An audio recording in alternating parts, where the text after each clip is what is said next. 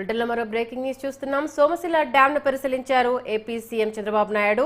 గత స్పిల్వే దెబ్బతిన్న రక్షణ కట్టడాల పరిశీలనతో పాటు ఇంకా ఏమేం పనులు పెండింగ్ లో ఉన్న అంశాలకు సంబంధించి అధికారులను అడిగి తెలుసుకున్నారు. సోమశిలలో ప్రజలు, ఇరిగేషన్ అధికారులతో ప్రజావేదికలో పాల్గొన్నారు. ఉన్మాద రాక్షస పాలన నుంచి బయటికి వచ్చాము, ఇక రాబోయే కాలమంతా అటు మంచి కాలమే అంటూ కూడా సీఎం చంద్రబాబు వ్యాఖ్యానించడం జరిగింది.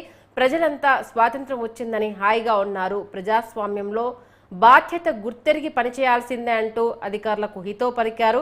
రాష్ట్రంలో కరువు అనే మాట అస్సలు వినపడకూడదు అంటూ కూడా ఆయన తెలియజేశారు. రైతులకు నీళ్లు సకాలంలో ఇస్తే బంగారాన్ని పండిస్తారని, ఇక మన పాలనలో అది జరిగి తీరాలి అంటూ కూడా అధికారులకు ఆదేశాలు జారీ చేశారు. ఆంధ్రప్రదేశ్లోనే వ్యవసాయానికి గడ్డు పరిస్థితి వచ్చింది, దీన్ని అధిగమించి ముందుకు వెళ్ళాలి, సకాలంలో రైతులకు నీళ్లు అందిస్తూ పంటలకు నష్టం కలగకుండా జాగ్రత్తలు తీసుకోవాలంటూ ఆయన మాట్లాడడం జరిగింది. అటు ఇరిగేషన్ అధికారులతో ప్రజావేదికలో పాల్గొన్నారు, అటు అధికారులతో పాటు కూడా ప్రజలు అక్కడ పాల్గొనడం జరిగింది. ఆయనతో పాటు మరికొంతమంది మంత్రులు కూడా అటు సోమశిల ప్రాజెక్ట్ పరిశీలనలో ఉండడం జరిగింది. దానికి సంబంధించిన ఇప్పటివరకు జరిగిన పనులేంటి, అక్కడ ఉన్న ఇబ్బందులేంటి, ఇంకా జరగాల్సిన అంశాలేంటి, నిధులకు సంబంధించి అనేక అంశాలను అయితే అక్కడ అధికారులతో అడిగి తెలుసుకోవడం జరిగింది. ఈరోజు సోమశిల డ్యామ్ ఒక ప్రమాద పరిస్థితిలో ఉంది. అప్రాన్ దెబ్బతినింది, గేట్లు కూడా పనిచేయడం లేదు.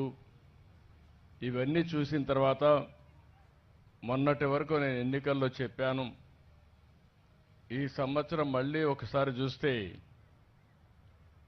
ఎప్పుడు కూడా నేనున్నప్పుడు ఎక్కడ కూడా ఇబ్బందులు వచ్చేటివి కాదు. ఒక ఆస్తి నిర్మాణం చేయడం ఎంత ముఖ్యమో నిర్మించిన ఆస్తిని కాపాడుకోవడం కూడా అంతే ముఖ్యం. ఒక బిల్డింగ్ కట్టినా సున్నం కట్టకపోతే పాడుపడిపోతుంది. అదే మరి ఒక ఇల్లు ఉంటే కూడా ఊడ్చకపోతే ఆ ఇల్లంతా చెత్తబడిపోయి ఆ డ్యూరబిలిటీ దెబ్బతింటుంది.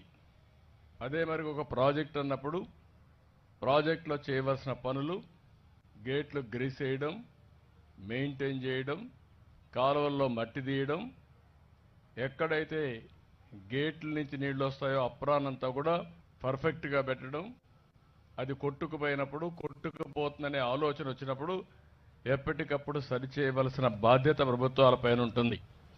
కానీ 5 సంవత్సరాలు ఒక హిస్టారికల్ ప్రాజెక్టు సోమశిల, ఆ రోజు సోమశిల 78-89 మధ్యలో ఈ సోమశిల ప్రాజెక్టు నిర్మాణం చేస్తే ఆ రోజు మనందరం చూస్తే ఎన్టీ రామారావు గారు వచ్చిన తర్వాత అది 38-40 టీఎంసీలకు పెడితే దాన్ని 75 టీఎంసీలు చేసిన నాయకుడు, దూరదృష్టి ఉండే నాయకుడు ఎన్టీ రామారావు గారు.